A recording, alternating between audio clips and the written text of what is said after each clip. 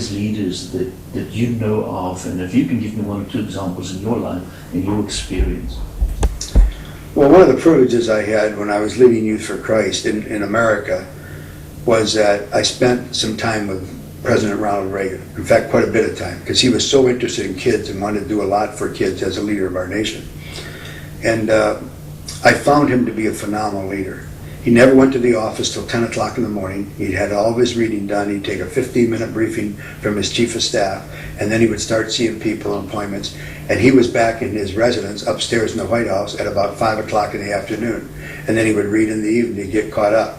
So he didn't tax himself with a lot of detail and doing of things, but he saw the big picture all the time.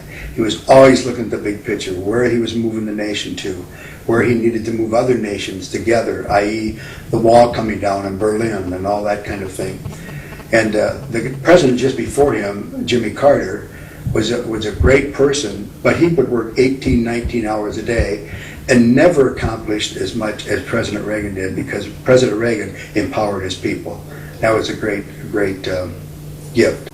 The second person is a person that really had high integrity.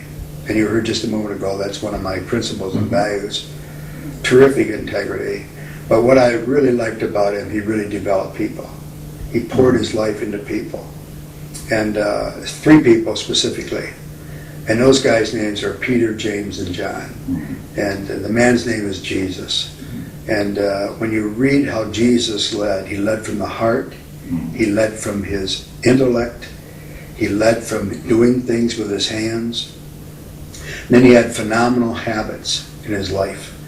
In fact, a guy in America by the name of Ken Blanch has written a book, Lead Like Jesus. And it's being used all over America in the corporate world these days because of the principles that Jesus had in his